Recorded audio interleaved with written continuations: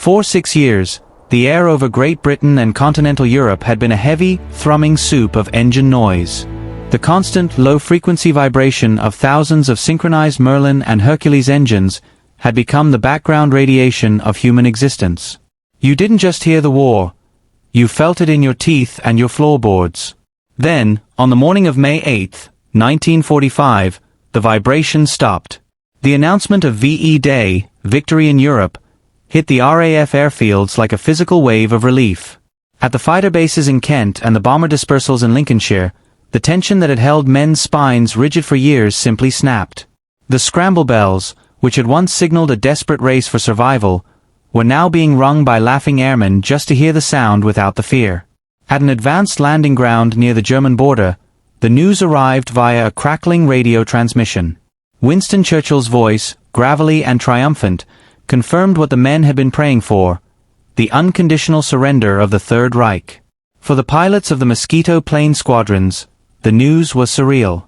They had spent the last several years flying at the razor's edge of technology and mortality. They were the elite, the wooden wonder crews who had outrun the Luftwaffe and survived the delamination scares. They had cheated death 100 times over, and now, suddenly, the game was over. The ground crews began dragging crates of hoarded beer into the sunlight. Union Jacks and Stars and Stripes were draped over the wooden wings of the Mosquito planes.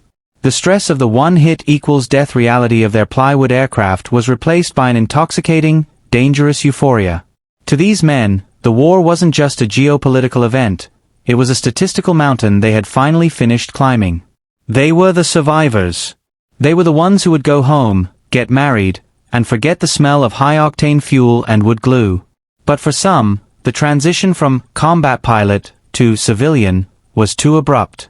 The adrenaline that had sustained them was a powerful drug, and its sudden withdrawal felt like a void. They looked at their Mosquito planes, machines that had been instruments of destruction just 12 hours prior, and saw them now as toys. The sky, once a battlefield filled with flak and Focke-Wulfs, was now just a vast, blue playground.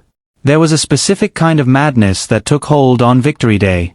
It was a mixture of survivor's guilt, pure joy, and a lingering, restless energy. The orders from high command were clear. All operational sorties were cancelled. The aircraft were to be grounded for inspection. But as the sun began to dip toward the horizon on that first day of peace, the temptation to take one last joyride became a whisper that grew into a roar. After all, the war was over. What could possibly go wrong now? The champagne was warm, the beer was flowing, and the sun was beginning to cast long, golden shadows across the grass of the airfield. For Flight Lieutenant Jack Miller, the silence of the grounded Mosquito plane squadron felt like a stagnant weight. He had survived 3 tours of duty. He had outrun Messerschmitts over Berlin and navigated through the flak alleys of the Ruhr. To him, the Mosquito plane wasn't just a machine, it was the reason he was still breathing. It was his partner, a wooden extension of his own nervous system. The victory lap started as a murmur among a few pilots by the mess hall. It wasn't an official mission, and it certainly wasn't authorized by the wing commander, who was currently occupied with a celebratory toast in the officers' quarters. It was a joyride, a final, liberated scream through the sky without the threat of a 20mm cannon shell shattering the plywood fuselage. "One last time," Miller whispered to his navigator, a quiet man named Evans who had sat beside him through every terror of the last 2 years. "No flak, no fighters. Just us and the Merlin engines." They didn't scramble. They didn't run. They walked to their Mosquito plane with a casual, almost jaunty air that would have been unthinkable 24 hours earlier. The ground crew, caught up in the euphoria of VE Day, didn't stop them. In fact, they cheered. They pulled the chocks in hand, cranked the engines, the twin Merlins coughing to life with a rhythmic, throaty roar that punched through the festive quiet of the base. As Miller taxied the Mosquito plane toward the grass strip, the aircraft felt lighter than air. The bomb bay was empty.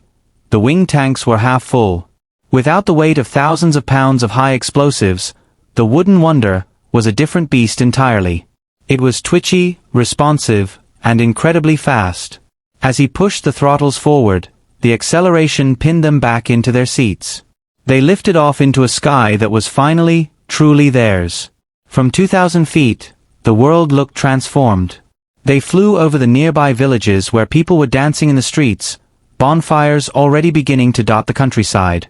Miller banked the Mosquito plane hard, the G-force pulling at his face, a sensation that used to mean evade, but now simply meant joy. He felt a sense of omnipotence.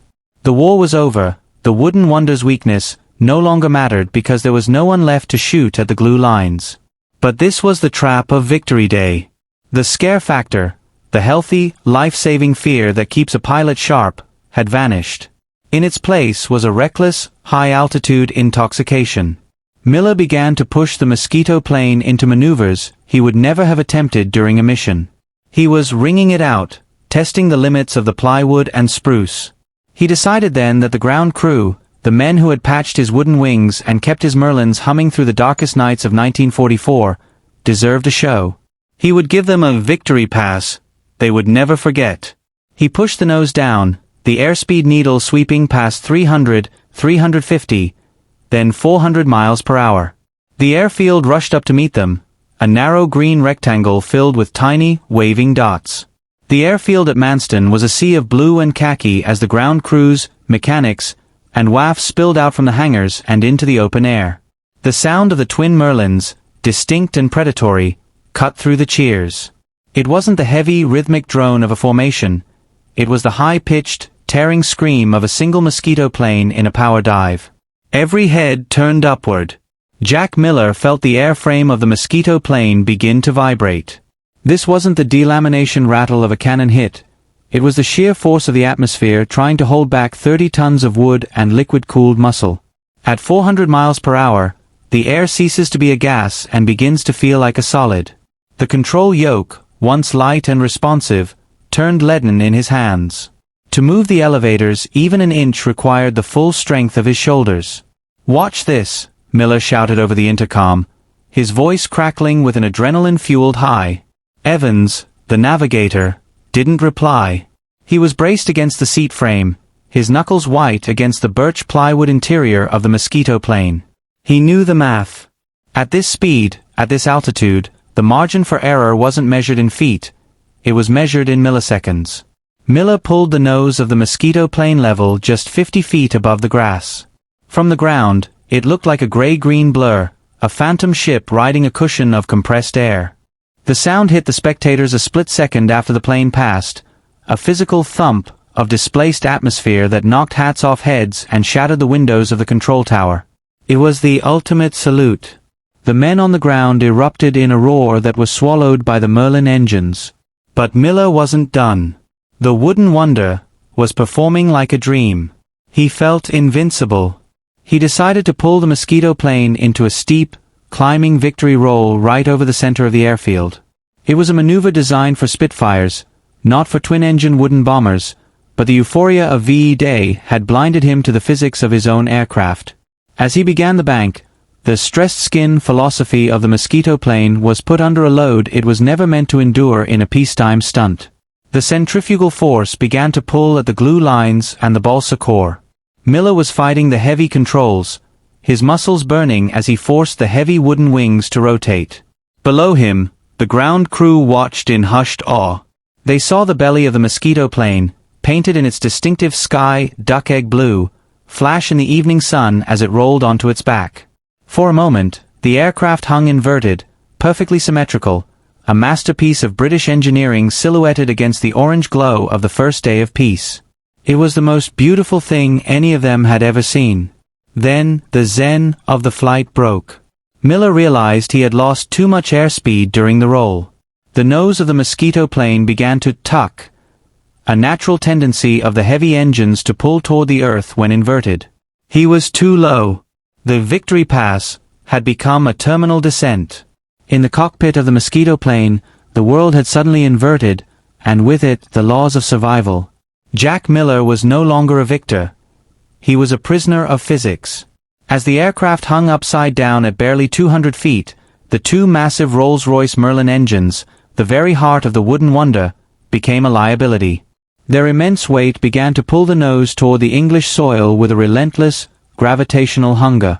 Miller's training kicked in, but it was a training designed for 20,000 feet, not 200. To recover from an inverted position, a pilot usually pushes the nose through the vertical, a maneuver that requires altitude he simply didn't have. He had eliminated his margin of error the moment he decided to show off. The Mosquito plane, built for high-speed level flight and shallow diving attacks, was being asked to perform an aerobatic stunt that defied its own wing loading. Pulling through. Miller grunted, his voice strained by the mounting G-forces. He yanked back on the control column, attempting to split S out of the roll. It was a desperate, calculated risk.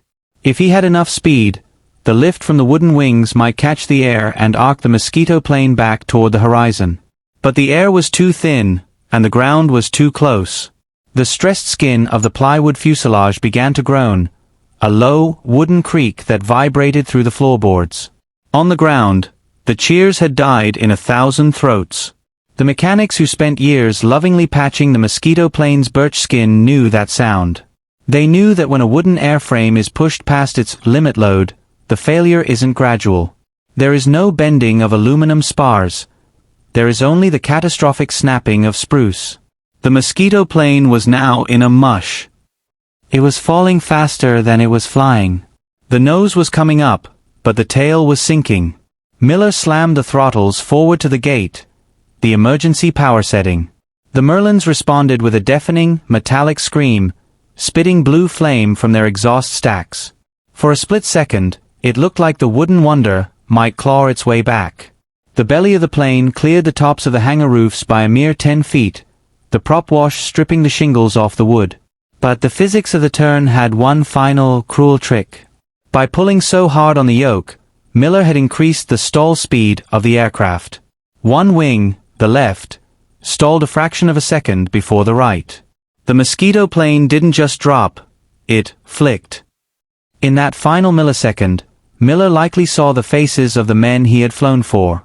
He saw the fire trucks, the ambulances, and the Union Jacks draped over the crates of beer. He had survived the most dangerous war in human history only to be killed by his own exuberance. The Achilles heel of the Mosquito plane wasn't a German cannon this time. It was the unforgiving reality that wood, while light and fast, cannot forgive a pilot who forgets to respect the ground. The transition from a victory roll to a catastrophe happened in a heartbeat, but for those standing on the Manston tarmac, it played out in agonizing slow motion. The Mosquito plane, tilted on its side in a terminal flick stall, didn't glide. It didn't bounce. It struck the earth at the far edge of the runway with the kinetic energy of a falling building. Because the Mosquito plane was made of birch, spruce, and balsa, the impact wasn't the metallic crunch of a typical crash. It was a massive, sickening crack, the sound of a forest breaking all at once. The wooden airframe, designed to be light and rigid, disintegrated upon contact with the ground. It didn't just break, it shattered into a million jagged shards of plywood and spruce. The wooden wonder lived by its lightness and died by its brittleness. A split second later, the fuel tanks, nestled inside those wooden wings, ruptured. Hundreds of gallons of high-octane aviation spirit ignited in a spectacular, roiling orange fireball that climbed 100 feet into the air. The black smoke of the burning fuel mixed with the white, ghostly dust of pulverized balsa wood. The cheering on the airfield didn't just stop, it was sucked out of the air. A profound hollow silence followed the explosion, broken only by the crackling of the fire and the distant, rhythmic clanging of the airfield's crash bell.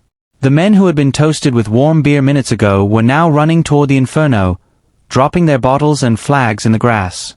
They reached the perimeter, but there was nothing to save. The Achilles heel of the Mosquito plane, its tendency to shatter rather than deform, meant that the cockpit area had been reduced to splinters. The beautiful molded plywood nose that Jack Miller had looked through for hundreds of combat hours was gone. In its place was a blackened crater filled with twisted Merlin engine blocks and smoldering timber. The celebration was over. The Union Jacks were quickly folded away, not in triumph, but in a sudden, somber realization. The ground crews stood in a circle around the wreck, their faces streaked with soot and tears. They had spent years keeping these flying pianos in the air, treating every scratch on the wooden skin like a wound on their own bodies. To see one perish like this, not in the glory of a dogfight, but in a senseless accident on the day of peace, was a cruelty they couldn't process. By sunset, the fire had burned down to a glowing heap of charcoal. The only recognizable parts of the Mosquito plane were the two massive, blackened propeller hubs sticking out of the dirt like gravestones. The victory lap had claimed two of the RAF's finest, turning a day of national rebirth into a private, devastating funeral. As the stars came out over England on May 8, 1945, the base at Manston was the quietest place in the country. The war was officially over, but for the men of the Mosquito plane squadron, the cost of the final hour was the highest of all. The official records of the Second World War are a massive, cold mountain of numbers. They track the millions of tons of shipping sunk, the thousands of square miles liberated, and the staggering tally of the fallen. But history has a specific, biting cruelty for those who fall at the very finish line. Flight Lieutenant Jack Miller and his navigator, Evans. Their names would not be associated with a daring raid on a Gestapo headquarters or a high-speed intercept over the North Sea. Their legacy was destined to be a footnote defined by a date, May 8, 1945. In the days following the crash, the airfield at Manston returned to a hollow version of normal. The blackened patch of earth at the end of the runway was cleared, the charred remains of the Mosquito plane hauled away in flatbed trucks. To the passing eye, the grass began to grow back almost immediately, fueled by the nitrogen in the soil and the spring rains. But for the men of the squadron, that patch of ground remained a ghost. There is a particular psychological weight to being the last. When the local stonecutters began carving the names of the fallen into the village war memorials across England, they followed a strict chronological order. At the very bottom of the list, beneath the heroes of the Battle of Britain and the veterans of D-Day, sat the names of the Mosquito plane crew. They were the final entry. The ink on the surrender documents in Reims was already dry when their Mosquito plane hit the earth. This is the statistical cruelty of the Victory Day crash. In the grand narrative of the war, their deaths changed nothing. They didn't save a city or sink a battleship. They died because the Wooden Wonder, a machine designed for the absolute extremes of combat, was used as a toy during a moment of emotional overflow. The very material, that beautiful, stressed skin plywood, had survived the best the Luftwaffe could throw at it, only to fail during a celebratory roll. The Mosquito plane itself began to vanish from the RAF inventory shortly after. The Wooden Wonder's weakness, its susceptibility to rot and its inability to survive the heat of the coming jet age, meant that these aircraft were scrapped by the hundreds. The flying pianos were chopped up for firewood or left to decay in tropical hangars. Within a few years, the revolutionary wooden airframes that had terrorized the Reich were almost extinct. Decades later, when historians look back at the Wooden Wonder's weakness, they usually focus on the physics of delamination or the German head-on attacks. But the most profound weakness wasn't in the glue or the birch. It was in the human element. The Mosquito plane was so fast, so sleek, and so successful that it gave its pilots a sense of godlike invulnerability. It made them forget that even a wonder is subject to the cold, hard laws of gravity.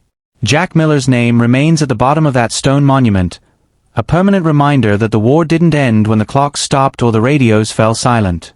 It ended for every man individually. For the crew of the last Mosquito plane to fall, the piece was only a few hours old before it became eternal. They stand as a warning to every pilot who followed: respect the machine, respect the physics, and never, ever assume the sky has forgiven you just because the guns have stopped firing.